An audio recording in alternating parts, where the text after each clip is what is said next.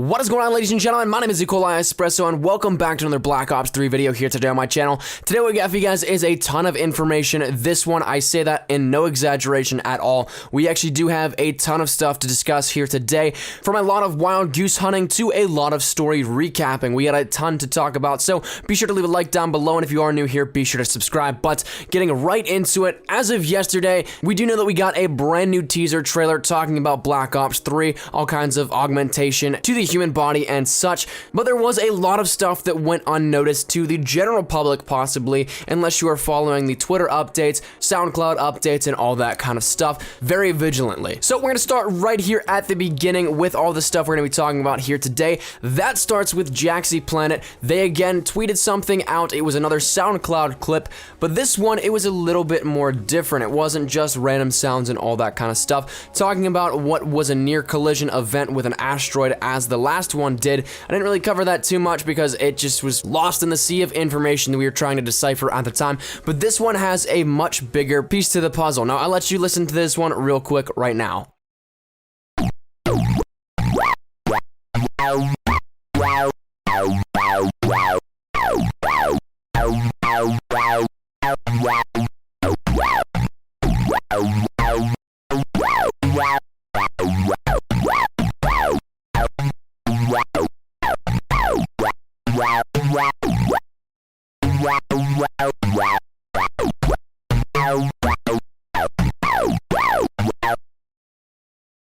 Now, that right there is Morse code. A lot of people are having some trouble deciphering this, but if you do take it into a program like Adobe Audition or some other audio editing program, it is a lot easier to see the peaks and the distinction of the wavelengths themselves. Now, as you can see, the shorter ones are the dots and the longer ones are the dashes. Now, if you take that over into an actual Morse code translator, you'll end up with ETTERTOMORROW.INFOQSL question mark. Now, the QSL and the question mark are indications that it was a sent out message, but everybody thought that the preface to this ettertomorrow.info was the start of bettertomorrow.info, so the scavenger hunt for the URL went on tremendously, and it was something that it actually turned into much more than what just people thought to be bettertomorrow.info. What it actually took you to was enhance yourself for a bettertomorrow.info. That itself takes you to a locked Tumblr page. Now, this is where it starts to get really interesting. It starts to tie in with each other.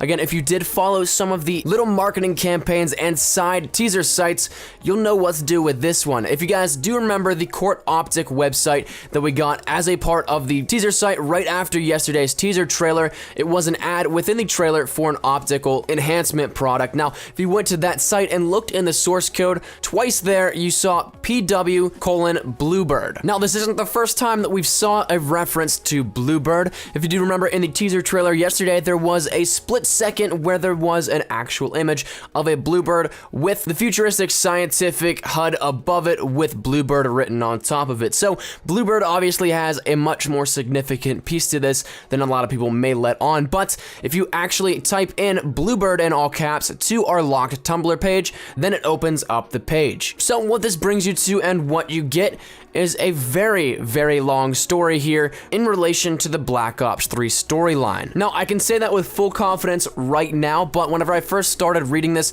I had no idea where this was going, but it does turn out to be something definitely worth the read. If you like to dabble in a lot of backstory and such, I highly recommend that you go to this site and you read it all, because it really is thoroughly entertaining for one, and also provides a lot of insight to Black Ops 3. Obviously, the years that we're going through are before 2065 and presumably when Black Ops 3 is set, but we flash back and forth between Zurich in 2063 and Singapore in 2037. It's something that does a lot of jumping back and forth between each period and time, but if you can follow it while reading it, it definitely provides some incredible insight. Now, I'm going to go over some notes here for you guys that don't necessarily have the time to read it or don't want to read it.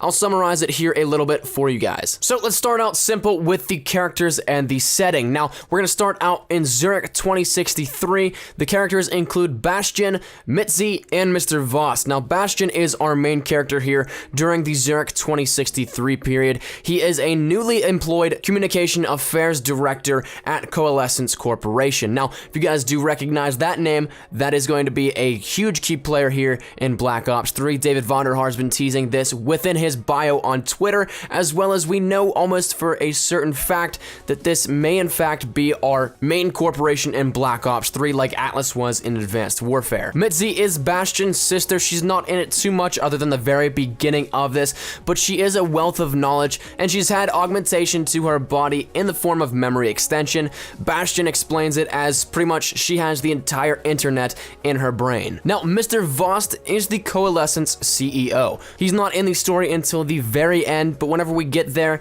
he's definitely a key player. Jumping over to Singapore in 2037, our main character here is Gurmit, aka Gurmy, his mother and father Adnan, Lim, and Christian. Now, Gurmy is in Singapore's most rich area where he works. He doesn't necessarily live there, he lives in one of the more poorer districts, but whenever he goes to work, he works at the Isles, which is a massive resort that is floating out on the bay, and it's something where all the money goes in Singapore. Singapore at this point in time is one of the more rich areas because of all the augmentation and upgrades, and the economy there is booming from that kind of stuff. So that's where the money is. This resort has a ton of people with a lot of wealth that is in comparison to the cliche of the 1%. Lim is Gurmit's boss over at the Isles, but also somewhat of a partner in crime whenever they're on duty and watching over some of the floors of the resort.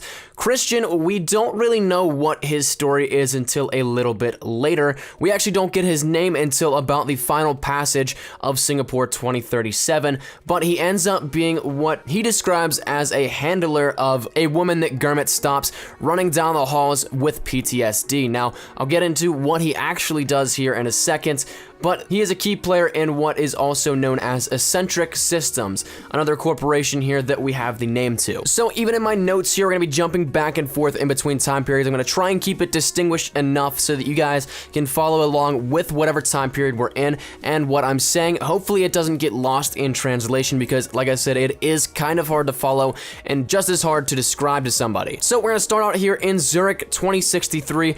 We do learn that the Coalescence Corporation runs off of augmentation and transplants of body parts. Now, it started in Singapore and moved it elsewhere in 10 years' time. A sign of wealth and status is what it actually is. Augmentation is pretty much the way that the rich people can distinguish themselves from those that aren't so rich. Now, it's not just limbs like we previously thought before where, you know, you can have an arm transplanted or a leg transplanted.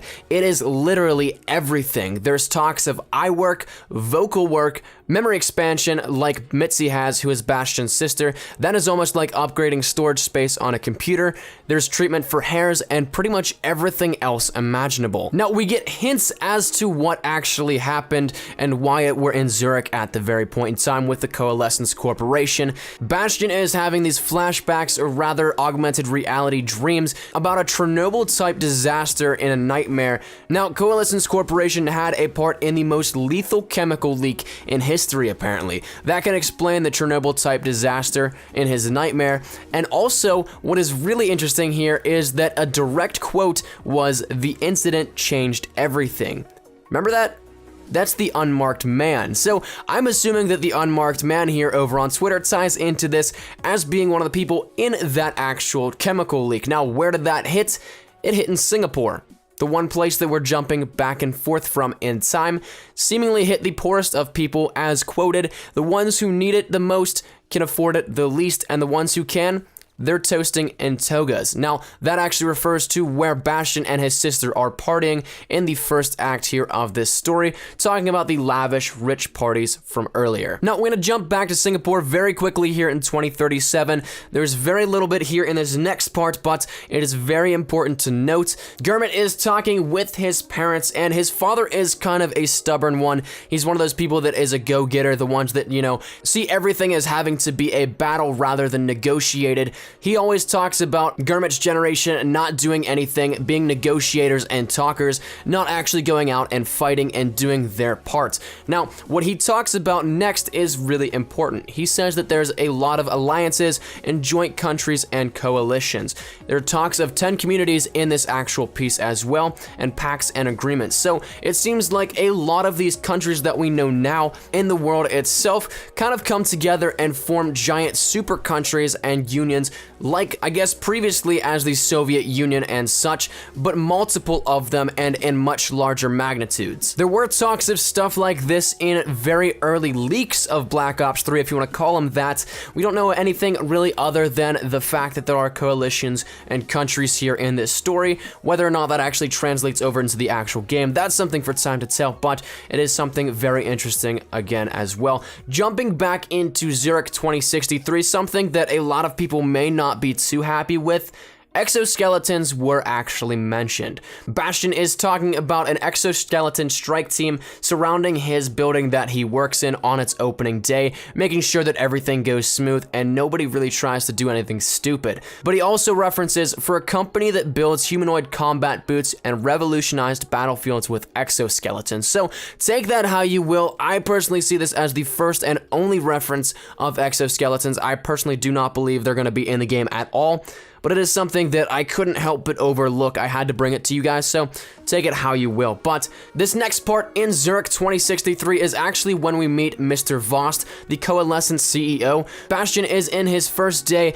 with his Communications Affairs board, and he's talking about a lot of things, getting briefed up on things.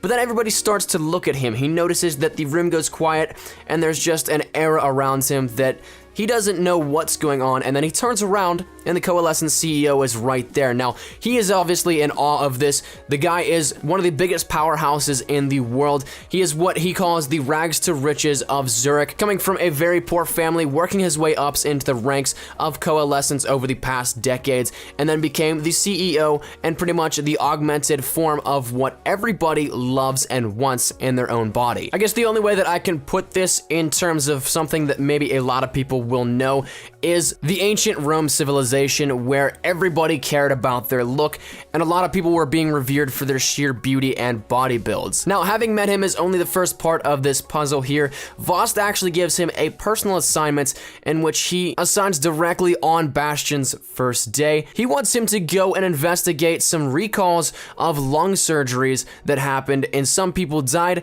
but he also wants him to do something a little bit shady, it seemed, that being wipe any secondary transponders of victims that went through these surgeries that are being recalled.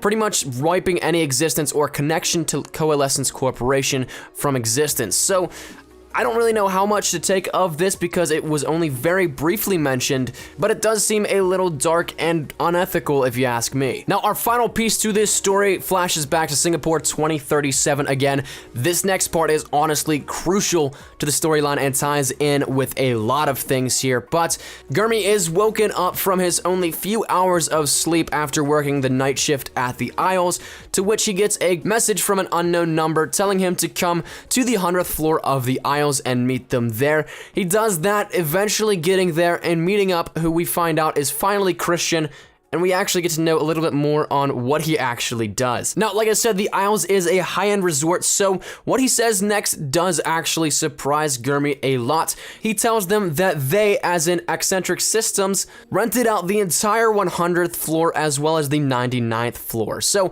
that's a ton of money right there that they spent.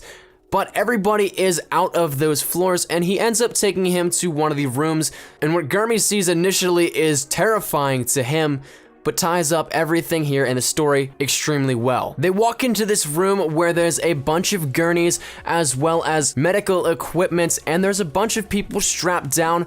Those were the PTSD survivors that we mentioned earlier, more specifically survivors of the drone strike in LA that happened in this universe a few years back. What it ends up being is reconditioning of traumatic memories to make things better. Christian and his co-workers here are trying to do under-the-radar surgeries, it seems, to try and recondition the brain to get rid of traumatic memories, or rather ease them to the fact that PTSD doesn't necessarily make these people chemical incoherence anymore in vegetables. So Gurmy is a little bit freaked out by this stuff. There's a ton of cut open heads and brains being worked on right in front of him. Obviously that would freak out some people, but he ends up lightening up to it a little bit. Christian talks him through all these studies and surgeries that they're performing, and he lightens up a little bit to the point where he can converse back and forth with Christian on the actual project. Now, he says, why can't you do the opposite? Talking about why can't you turn someone into something fearless? If it's so practical and they're doing it so easily to recondition the brain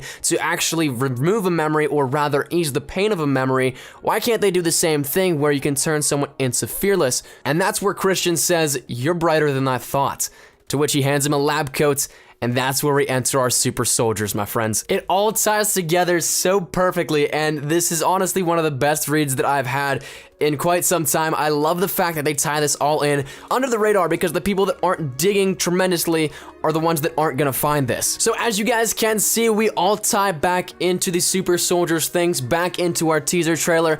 Each little individual piece that we saw only as a little piece of the puzzle, we now can start to fit together quite well and get an accurate depiction of what we're gonna be seeing in Black Ops 3. That's where we're gonna end it today though, ladies and gentlemen. I don't wanna keep you guys any longer, because right now we're at like this 16-minute mark. So thank you guys so much for watching. Hopefully you guys did enjoy this little recap of the backstory here. Hopefully it gave you some insight and knowledge into what to expect from Black Ops 3. Let me just think down there in the comment section down below. What do you guys think of all of this? I don't even know what to pinpoint it down to, because it's just so much information to talk about. But if you did like the video, be sure to leave a like rating down below. Any shares to your Facebook, Twitter, and or MySpace if you would like that. Always greatly appreciated. If you're new here, be sure to subscribe for the best of Call of Duty Black Ops 3 content. Any new news and information, you guys know exactly where to find it right here on my channel. Thank you guys once again so much for watching. Mine has been Nikolai Espresso. As always, hope you guys are having a great day. I shall see you guys tomorrow. Take care and peace. Surprise, motherfucker.